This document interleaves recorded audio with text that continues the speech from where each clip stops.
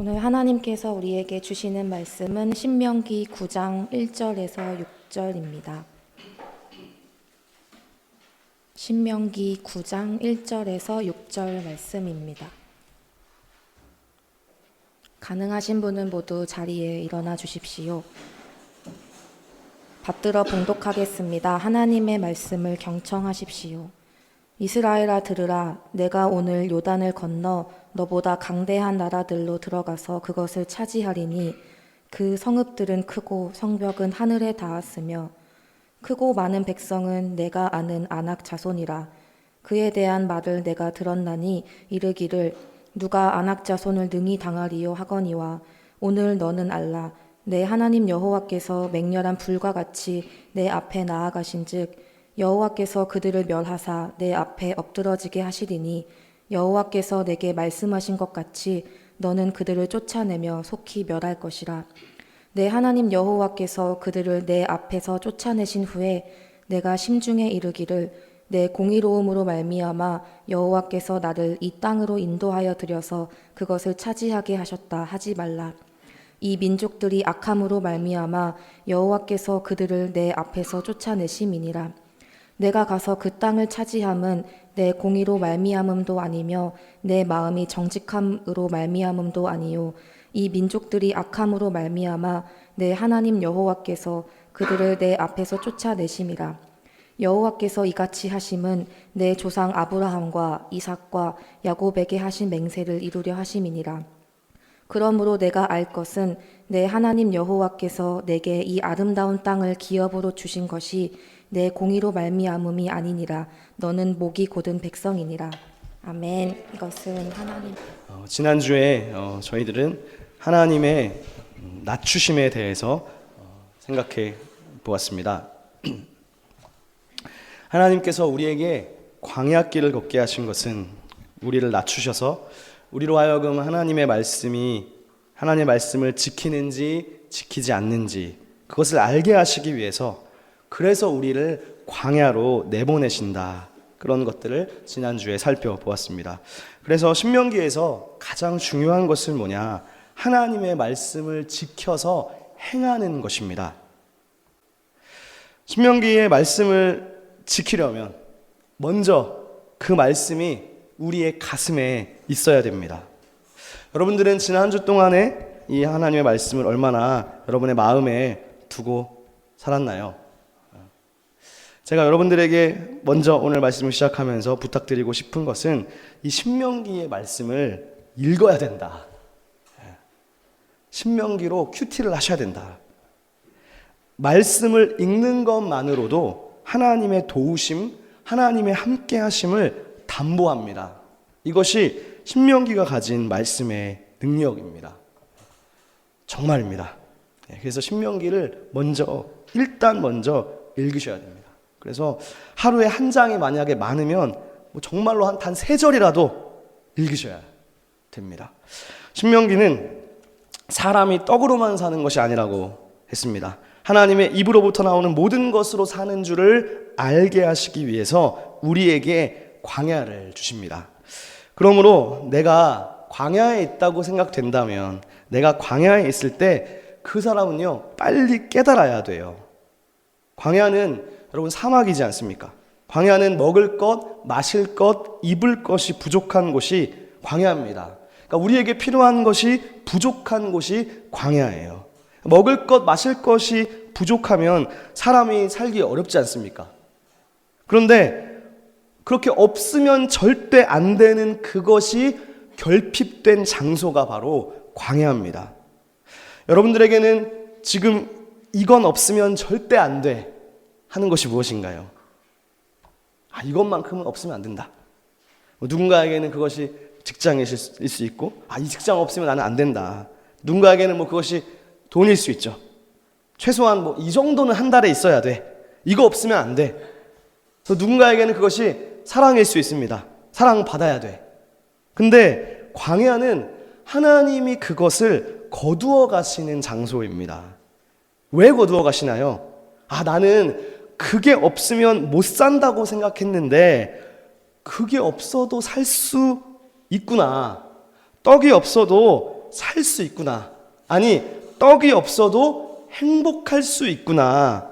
하나님의 입으로부터 나오는 모든 것 때문에, 즉 내가 원하는 물질을 많이 벌지 못한다 하더라도, 내가 원하는 직장에 취직하지 못한다 할지라도 그래도 그냥 사는 정도가 아니라 행복할 수 있다는 거예요.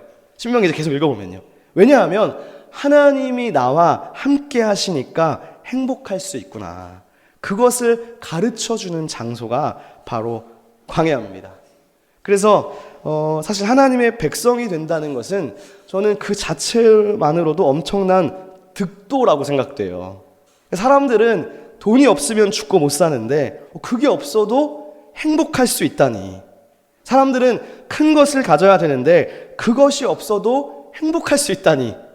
엄청난 것이죠. 자녀를 좋은 대학에 보내는 게 목적인데 그렇게 하지 못해도 행복할 수 있다는 것. 그것을 배우는 장소가 바로 광야입니다. 그런데 오늘 이 본문 말씀은 이렇게 됩니다. 그 광야로부터 언젠가는 나오게 될 거 아니에요. 광야의 훈련이 끝나고 나오게 되는데 나왔을 때에 광야로부터 나온 후의 일을 오늘 본문에서 모세가 염려하고 있습니다. 그 염려의 마음이 4절에 잘 표현되고 있습니다. 4절 말씀을 제가 다시 한번 읽어보겠습니다. 내 하나님 여호와께서 그들을 내 앞에서 쫓아내신 후에 내가 심중에 이르기를 내 공의로움으로 말미암아 여호와께서 나를 이 땅으로 인도하여 들여서 그것을 차지하게 하셨다 하지 말아라. 즉 광야를 벗어나서 드디어 꿈꾸던 젖과 꿀이 흐르는 약속의 땅에 내가 들어가게 되었을 때 그때 마음속으로 이르기를 내가 잘해서 된 거야 라고 말하지 말라는 거예요. 이것은 지난주 본문 말씀과 연속선상에 있는데 잠깐 지난주 말씀을 한번 보시면 8장 12절을 한번 보시겠습니다. 거기서 하나님이 이런 말씀을 하셨어요.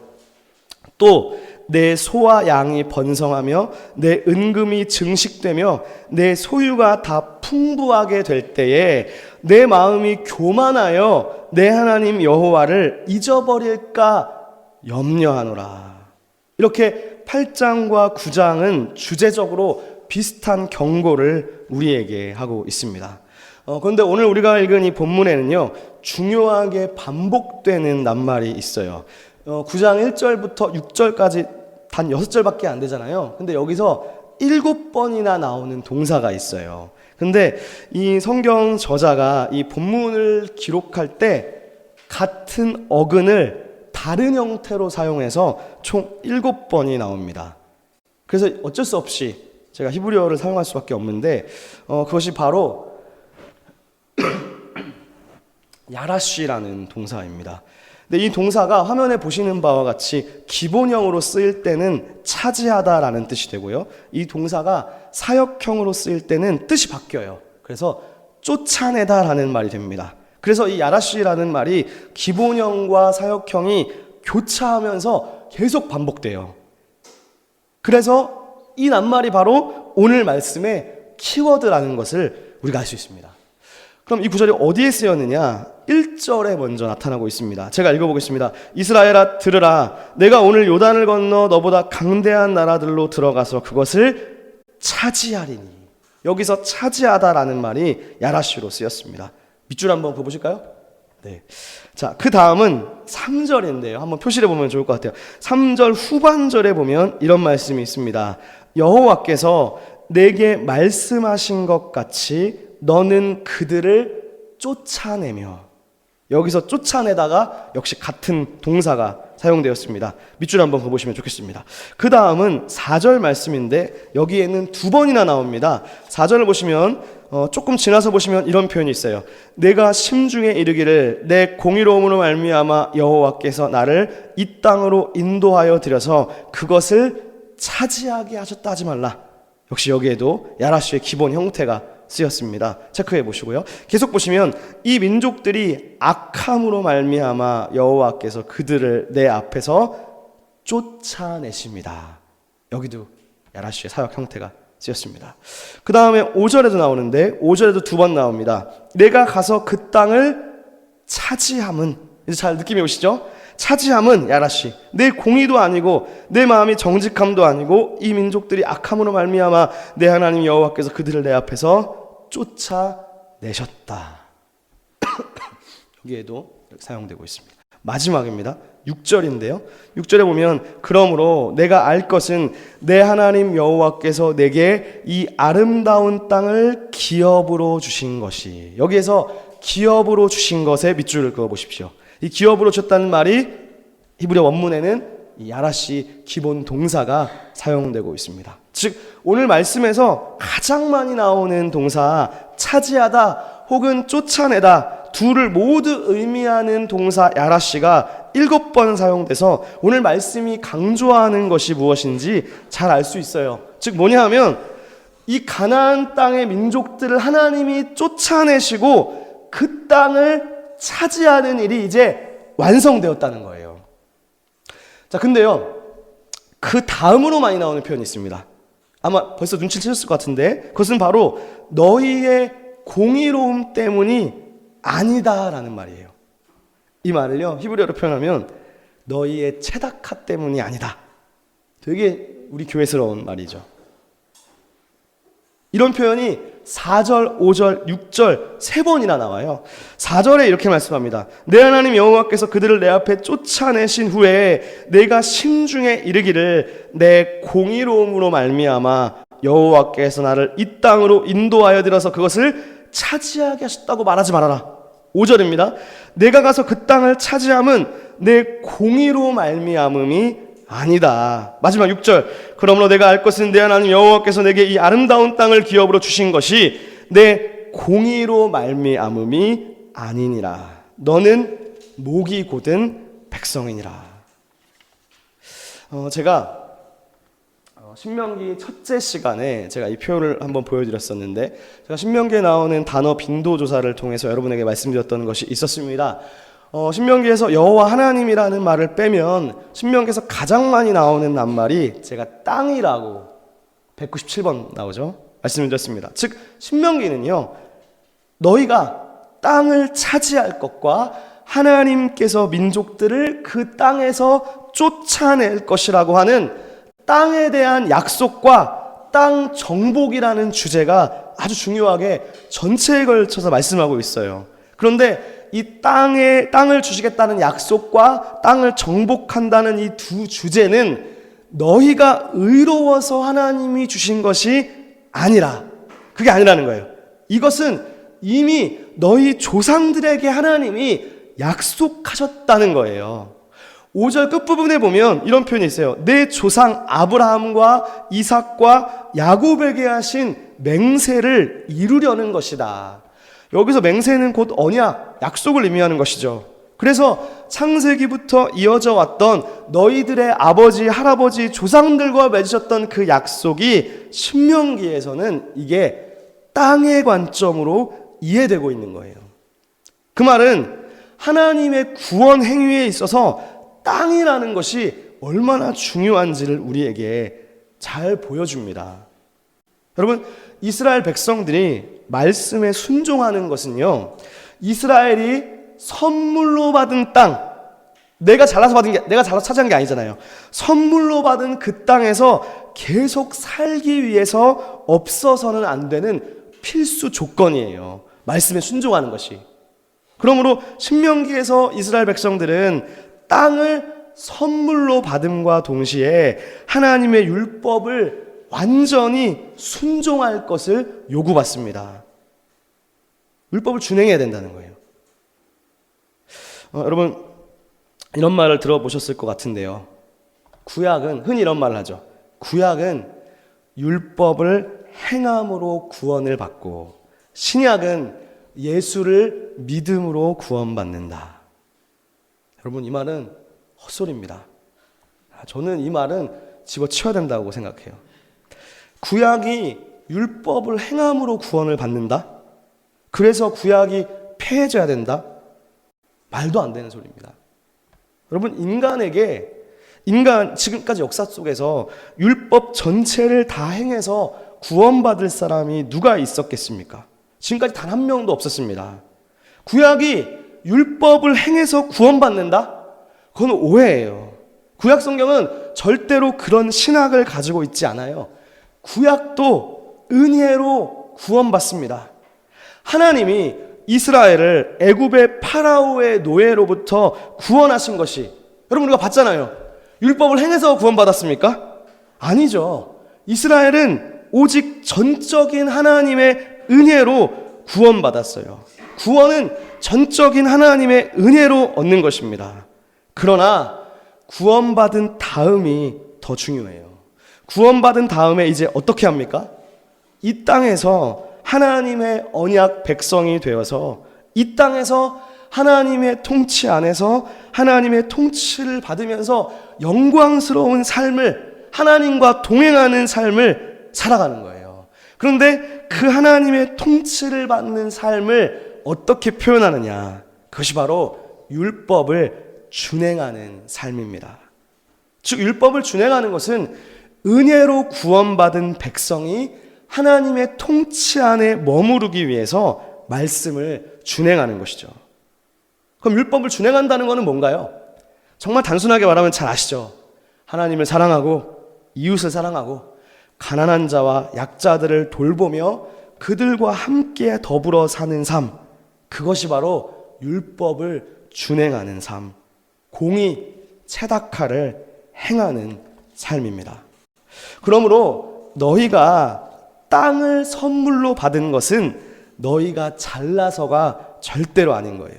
너희의 공의, 너희의 체다카 때문이 아닌 거예요. 6절을 보실까요? 그러므로 내가 알 것은 내 하나님 여호와께서 내게 이 아름다운 땅을 기업으로 주신 것이 너의 공의로 말미암음이 아니다. 이 말씀은 정말 하나님의 솔직한 말씀입니다. 저는 이런 감정을 느꼈어요. 야, 니네 솔직히 생각해봐. 정말 솔직히 너네는 이 땅을 받을 자격이 없어. 그 얘기인 것 같아요. 가나안 땅을 선물로 받을 정도로, 그 정도로 너희가 의로운 백성은 솔직히 아니지 않냐, 그 말씀인 것 같아요. 그래서 6절이 이렇게 시작해요. 네가 알 것은. 그러니까 저는 너네 솔직히 알잖아, 이런 것 같아요. 너네도 네 자신을 알잖아. 받을 수 없는 자들이라는 거 알잖아. 그런 말인 것 같아요. 그래서 이어지는, 오늘 우리가 읽지 않았지만 뒤 이어지는 6절부터 24절까지의 내용은 이런 거예요. 너네는 사실 의로운 백성이 아니다. 이 땅을 받을 만큼 의로운 백성은 아니다라는 것을 보여줘요. 그래서 7절을 보시면 이런 말이 나옵니다. 너는 광야에서 내 하나님 여호와를 경노하게 하던 일을 잊지 말고 기억하라. 내가 애굽 땅에서 나오던 날부터 이곳에 이르기까지 늘 여호와를 거역하였으되 호렙산에서 너희가 여호와를 경노하게 하였으므로 여호와께서 진노하사 너희를 멸하려 하셨느니라. 이 말씀이 뭡니까? 이 말씀은 출애굽기 32장에 있었던 광야 시절의 대표적인 반역 사건이에요. 금송아지를 섬겼던 사건이에요. 즉 이스라엘은요, 구원받자마자, 출애굽하자마자, 나오자마자 내내 반역적이고 불충스럽고 하나님과의 언약 의리를 매번 헌신짝처럼 내팽개친 죄악된 백성이었음을 성경이 보여줍니다. 그래서 우린 알아야 되죠. 내가 교회를 그렇게 오래 다녔지만 하나님을 늘 배반하고 배역하고 하나님과의 관계 따위는 나의 욕망과 욕심 앞에서 항상 헌신짝이었다는 것을 여러분들도 스스로 잘 알고 있지 않으십니까? 하나님과의 관계가 솔직히 내 욕망과 내 욕심 앞에서 언제나 뒷전철이 아니십니까? 여러분 어떠십니까? 신앙생활에서 아주 기본적인 주일 성수조차도 우리는 어떤가요? 우리의 개인적이고 사사로운 일로 인해서 신앙의 기본인 주일 예배조차 쉽게 빠지고 뒷전으로 두는 것이 우리의 모습이지 않습니까? 오늘 본문 24절을 보면 성경은 여러분들에게 이런 평가를 내립니다. 내가 너희를 알던 날부터 너희가 항상 여호와를 거역하여 왔느니라. 이 말씀은 어찌 보면 우리에 대한 가혹하도록 정직한 하나님의 평가입니다. 우리가 하나님을 알던 날부터 여러분들 정말 하나님께 충성을 다했습니까? 하나님의 말씀과 하나님 나라의 가치관이 정말 여러분에게 중요했습니까? 아니잖아요. 이 24절 말씀에서 알다라는 이 말은요 되게 언약적인 용어예요. 내가 너와 시내산에서 언약을 맺고 내가 너와 부부관계가 되었는데 부부관계가 된 이후부터 너는 항상 여호와 하나님을 배반했다는 거예요. 곧 있으면 부부가 되시는 분들이 여기 앉아 계시는데 결혼식이라는 것이 언약이지 않습니까? 시내산 언약과 똑같은 거예요. 하나님 앞에서 두 사람이 서로만 바라보고 사랑하겠다는 언약입니다. 그런데 언약을 맺은 다음부터 배반하는 거예요. 부부관계가 되었는데 이스라엘은 계속 바람을 핀 거예요. 쉽게 말하면 하나님을 반역하고 배역한 삶을 살았어요. 그런데도 하나님이 이스라엘에게 이 약속의 땅을 선물로 주신다면, 그럼에도 불구하고 이스라엘이 약속의 땅을 차지하게 된다면, 그러면 그건 누구 때문입니까? 그것은 절대로 이스라엘 자신의 공의 때문은 아닌 거예요. 그렇게 반역하고 배역했음에도 불구하고 너네가 선물로 약속의 땅을 받는다? 그러면 그건 절대로 이스라엘의 공의가 아닙니다.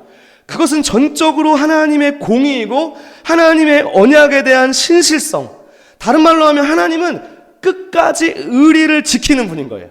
상대방이 배반해도 상대가 거역해도 나에게서 돌아서도 의리를 지키시는 분인 거예요. 그래서 하나님의 공의로 이스라엘이 다시 한번 의롭게 되어서 그 땅을 선물로 받게 되는 것입니다. 그런 점에서 여러분, 이 신명기는요 바울 신학하고 직통으로 연결돼요. 로마서, 의로움은 하나님으로부터 오는 겁니다. 의로움은 나에게서 오는 게 아닌 거예요.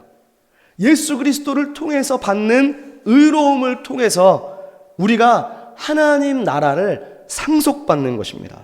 그러므로 나의 의로움을 내세우려고 힘써서는 안 됩니다. 우리의 의로움은 오직 예수 그리스도를 믿는 그 믿음에서 오는 것입니다.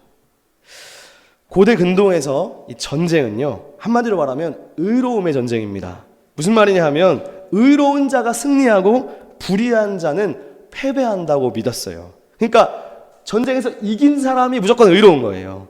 그러니까 이스라엘도 모세가 걱정하는 거죠. 너희가 앞으로 가나안 땅으로 들어가서 전쟁에서 승리하면 어떻게 생각하겠어요? 내가 스스로 의롭다고 생각할 수 있지 않겠습니까? 그래서 모세는 절대로 그렇게 생각해서는 안 된다고 신신당부합니다. 모세는 확고하죠. 의로우신 분은 하나님뿐이라는 겁니다. 자, 신명기 32장의 말씀을 여러분들께서 한번 앞에 화면에 있는 말씀 한번 읽어주겠습니다. 시작.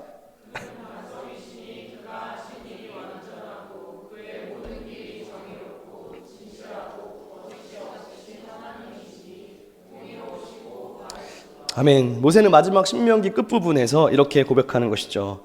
하나님이야말로 공의로우시다. 의로우신 분은 하나님밖에 없다. 그러므로 여러분, 오늘 말씀은 아주 명확하고 단순합니다.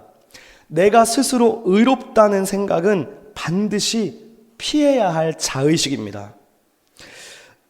내가 의롭다고 하는 사람들은요, 주로 이런 식으로 나아가요. 내 생각만이 맞다는 것으로 귀결되는 경우가 많은 것 같습니다. 그러나 내 생각이 결코 다 맞을 수는 없는 것이죠. 저희 교회는 제가 볼 때 상대적으로 아닐 수도 있는데 진보적인 성향의 성도들이 많은 것 같아요. 여러분들은 저를 보실 때 저를 진보적으로 보시는지 보수적으로 보시는지 모르겠습니다. 그런데 진보적인 사람들은 자신이 똑똑한 줄 알고 많이 배웠다고 생각하고 보수적인 사람들을 답답해합니다. 그리고 결국 자기가 의롭고 자기만 의로운 줄 알아요. 자기가 의롭고 자기만 의롭다는 것은 근데 사실 보수적인 사람도 마찬가지죠. 결국 다 꼰대들인 거예요. 나이가 많다고 꼰대는 절대 아니죠. 결국 나만 의롭다고 생각하는 것, 내가 의롭다고 생각하는 것은 교만입니다. 그보다 더 큰 교만은 없는 것이죠. 그러나 가나안 땅을 차지하게 되는 것은 결코 너의 공의가 아니다. 하나님의 공의로 그 땅을 선물로 얻은 것입니다. 오늘 본문 말씀이 우리에게 여전히 유의미한 것은 이 말씀을 듣는 청중들이 언약 백성이었다는 점에 있습니다. 언약 백성이라는 점은 이 백성들이 그리스도인이라는 거예요. 신명기는 이 언약 백성이라는 말을 회중이라는 말로 쓰고 있는데, 이 회중이라는 말을 신약의 용어로 변환하면 에클레시아, 교회라는 말, 그리스도인이라는 말이 됩니다. 즉, 이 모세의 말씀을 듣는 회중들은 신약에서는 그리스도인이 되는 거예요. 그리스도인은 예수를 주님으로 삼는 자들을 그리스도인이라 부릅니다. 그런데 그리스도인들이 구원받고 천국 가니까 땡이냐? 그게 아니죠. 하나님의 백성된 그리스도인은 천국 간다고 땡이 아니라 천국 가기 전에 이 땅에서 어떻게 살아가야 하느냐가 중요한데, 많은 그리스도인들은 이 땅에서 어떻게 살아가야 하는가에 대해서는 관심이 없어요. 그리스도인이 되고 나서도 여전히 나의 욕망과 내 욕심과 이 세상에서 높아지려고 하는 것 외에는 관심이 없습니다. 믿기 전이나 믿은 후나 이 땅에서 결국 잘 먹고 잘 되고 나만 높아지려고 하는 것 외에는 별로 관심이 없습니다.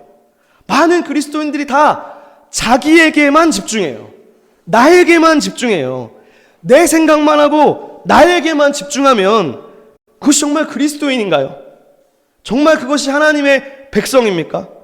그렇지 않아요. 하나님의 백성이 된다는 것은 나를 위해 살지 않는다는 거예요. 나보다 하나님의 영광을 위해 살아가는 것이고, 나 혼자 사는 것이 아니라 연약한 이웃과 가난한 이웃과 더불어 살아가는 삶이 하나님의 백성된 삶입니다. 그렇게 보면 교회 안에서도 끼리끼리 뭉치면 그것은 교회가 아니죠. 비슷한 생각을 가진 사람들끼리만 모이고 나와 다른 생각을 가진 사람을 배제하는 공동체는 교회가 아닙니다. 여러분들은 이 작은 시온의 교회를 어떻게 섬기고 계십니까? 정말 혹시 우리가 나와 생각이 다르다고 다른 사람을 배제하고 있다면, 나를 불편하게 하는 사람이 있어서 그를 배제해버리고 있다면, 알게 모르게 그를 배제하는 삶을 살고 있다면, 그러면 우리 교회는 잘못 가고 있는 것일 겁니다.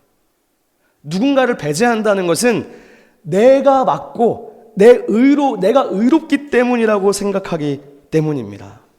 그러나 우리가 기억해야 될 것은 여러분의 공의로움으로 시온의 교회가 지속되고 있습니까? 여러분이 이 교회를 위해서 얼마나 의롭고 충성스러우셨습니까? 여러분이 이 교회를 위해서 무엇을 얼마나 많이 하셨습니까? 이 교회가 지속되는 것 역시 하나님의 은혜이지 절대로 우리가 의로워서 지속되는 것이 아님을 깨달아야 될 거예요. 이 시온의 교회가 하나님의 선물이에요. 이건 하나님의 선물이에요. 우리가 불의하고 우리가 말씀대로 살지 못하는데도 이 교회가 지속되고 있다면 하나님의 선물인 것이죠. 즉, 이 시온의 교회를 선물로 받은 것은 우리의 공의 때문도 아니고 우리의 마음이 정직함 때문도 아니고 이것은 전적인 하나님의 은혜입니다. 마찬가지인 것 같습니다. 여러분의 삶이 지금까지 이어지고 있는 것은 여러분의 의로움 때문이 아닙니다. 오히려 하나님의 심판이 급하지 않은 것에 한숨 돌려야 할지도 모르겠습니다. 그러므로 우리 공동체가 여전히 유지되고 있고 또 내 삶도 그래도 먹고 살면서 건강을 유지하고 있다면 이 모든 것이 나의 공의로움이 아니라 하나님의 은혜임을 기억해야 합니다. 그리고 감사해야 합니다. 감사할 때 우리는 교만하지 않을 수 있어요. 감사는 교만의 반대말입니다. 우리 안에 자꾸 튀어오르는 내가 의롭다는 생각을 누를 수 있어야 돼요. 이 모든 것이 하나님의 은혜라는 것을 항상 마음에 새길 수 있어야 됩니다. 부부가 되시는 분들은, 여기 부부로 살아가고 계시는 분들은 내가 의로워서 내 배우자가 나랑 같이 살아주는 게 아니죠. 내 공의로움 때문이 아닙니다. 내 공의로움 때문에 배우자가 나랑 같이 살아주는 게 아니에요. 다 똑같은 거예요. 거꾸로 내 의로움 때문이 아니고 하나님의 은혜로 말미암음인 거예요. 그래서 인간 관계 속에서 내 의로움을 주장하기보다는 하나님의 은혜로 이 사람이 나랑 같이 살아주는구나, 감사하는 삶인 것이죠. 마찬가지인 것 같습니다. 모든 우리의 삶 가운데 내 공의 때문이 아니고 하나님의 은혜 때문이구나를 기억할 수 있으면 좋겠습니다. 그러므로 하나님이 우리에게 선물로 주신 이 시온의 교회를 더 사랑하고 이 교회를 세워가는데 우리의 삶을 더 드릴 수 있기를 바랍니다. 이 중에 누군가가 그런 말을 하는 거를 들었어요. 나는 시온의 교회 장로가 될 거야 라는 말을 제가 들은 적이 있습니다. 네, 그 말을 하신 분이 농담으로 한 말인지 진담으로 한 말인지 모르겠지만 저는 정말로 농담으로라도 그 고백이 얼마나 눈물 나고 감사한지 정말 여러분 모르실 겁니다. 근데 이 교회는 절대로 목사 한 사람의 힘으로 세워갈 수 없습니다. 우리 모두가 함께 기도하며 함께 세워가는 공동체입니다. 그래서 하나님이 구약의 땅을 선물로 주신 것처럼 신약에서는 성령으로 말미암아 교회를 주셨는데 이 교회에는 충성스러운 일꾼이 필요합니다. 장로든 집사든 교회에 충성된 일꾼이 맡아야 됩니다. 말만 하고 일은 하나도 하지 않는 사람이 절대로 장로라는 위치에 올라갈 수 없습니다. 말보다 행동이 앞서고 일하는 사람이 되어야 합니다. 저는 무엇보다도 하나님을 경외하고 신명기를 우리가 더 잘 배워서 하나님을 경외하고 하나님께 우리의 삶을 드리는 사람들이 시온의 교회에 더 많아지기를 꿈꿉니다. 단순히 숫자가 많아지는 것이 아니라 지금 이 자리에 앉아있는 사람들이 더 하나님을 경외하게 되고 더 하나님을 사랑하게 되고 신명기의 말씀을 통해서 하나님을 더 사랑하게 되고 우리에게 선물로 주신 이 약속의 땅과 같은 교회 공동체를 더 번성하게 나아가기를 바랍니다. 그리고 여러분의 삶도 하나님께서 약속의 땅으로 주셨는데 여러분의 삶에서 번성하고 잘 되려면 아주 단순한 것이죠. 하나님을 경외하고 하나님의 말씀을 준행하여 지킬 때 하나님은 여러분들이 잘 될 것이라고, 여러분이 살고 있는 그 땅에서 오래 장수하고 잘 될 것이라고 약속합니다. 그 첫 번째 길이 하나님을 경외하는 것입니다. 하나님을 두려워하는 것입니다. 내가 어떤 것을 선택하고 어떤 길로 나아가기 전에 하나님을 경외하는 삶입니다. 하나님이 이것을 기뻐하실까? 하나님이 이것을 싫어하시지는 않으실까? 하나님을 경외하는 삶이 우리가 살아가고 있는 이 땅에서 번성하는 유일한 길임을 믿으시기를 바랍니다. 그리고 이 시온의 교회도 하나님이 선물로 주셨는데 우리 시온의 교회가 하나님을 더 경외하는 그런 공동체가 될 수 있기를 주님의 이름으로 부탁드립니다. 기도하겠습니다. 사랑의 하나님 아버지,